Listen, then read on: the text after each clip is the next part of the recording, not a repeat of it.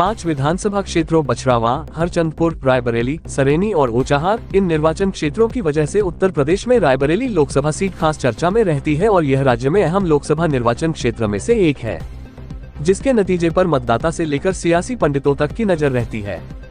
गांधी परिवार की विरासत रही रायबरेली अपने 7 दशकों पुराना इतिहास समेटे हुए हैं। आपको बता दें कि चाय पर चुनावी चर्चा के दौरान यहां महाराजगंज के सिंह मार्केट में पत्रकारों से बातचीत करते हुए पूर्व विधायक व भाजपा नेता रामलाल अकेला ने 2024 के लोकसभा चुनाव में रायबरेली को कांग्रेस मुक्त बताया और कहा कि प्रधानमंत्री नरेंद्र मोदी और उत्तर प्रदेश के यशस्वी मुख्यमंत्री योगी आदित्यनाथ के नेतृत्व वाली भाजपा का परचम लहराएगा। उन्होंने कहा कि यहां 5वें चरण में 20 मई को मतदान होगा और भारतीय जनता पार्टी का चुनाव निशान कमल है। जनपदवासी एवं भारतीय जनता पार्टी के लोगों ने यह मन बना लिया है कि इस बार रायबरेली को कांग्रेस मुक्त करना है। प्रत्येक दशा में कमल खिलाने का काम किया जाएगा। श्री अकेला ने कहा कि जहां तक प्रत्याशी की बात है तो लगभग 2 वर्षों से रायबरेली के कोने कोने में अगर किसी व्यक्ति ने काम किया है तो उस व्यक्ति का नाम है दिनेश प्रताप सिंह, जिन्होंने राज्य मंत्री रहते हुए और लोकसभा चुनाव के दृष्टिगत पूरे जनपद को जोड़ने, सजाने और संवारने का काम किया है।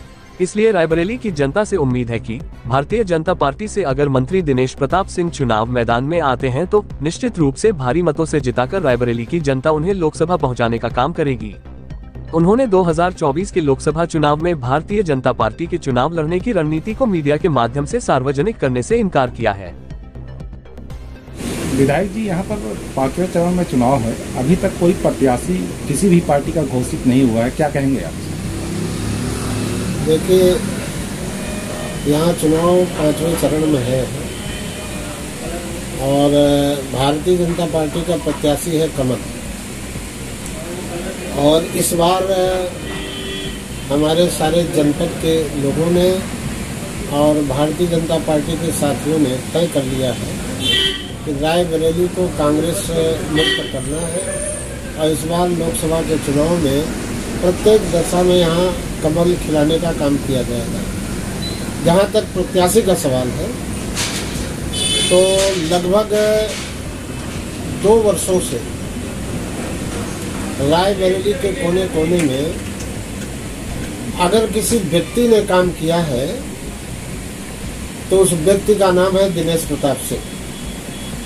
उन्होंने राज्य मंत्री रहते हुए और लोकसभा के दृष्टिकोण से पूरे जनपद को जोड़ने, सजाने, संवारने का काम किया है और रायबरेली की जनता को उम्मीद है कि भारतीय जनता पार्टी से अगर दिनेश प्रताप सिंह जी चुनाव के मैदान में आते हैं तो निश्चित रूप से भारी मतों से रायबरेली की जनता उन्हें लोकसभा पहुंचाने का काम करेगी। विधायक जी, रायबरेली को कांग्रेस का गढ़ माना जाता है, तो ऐसे में क्या रणनीति रहेगी भारतीय जनता पार्टी की चुनाव? भारतीय जनता पार्टी की जो रणनीति है उसे अभी हम लोग जो है माफ करिएगा, मीडिया के माध्यम से सार्वजनिक नहीं करना चाहते।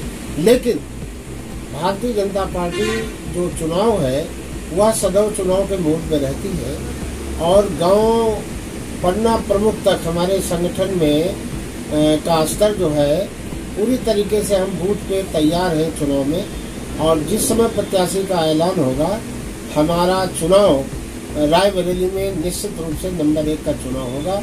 और हमने जैसे ही कहा कि दिनेश प्रताप सिंह जी का, इसके अलावा भी अगर कहीं से कोई उम्मीदवार होता है, वैसे तो दिनेश प्रताप सिंह जी के नाम पर रायबरेली में कोई दिक्कत नहीं होने वाली है, लेकिन ये संगठन है, पार्टी बहुत बड़ी चीज होती है, किसी को भी उतारेगी तो निश्चित रूप से यहाँ कमल। Thank you.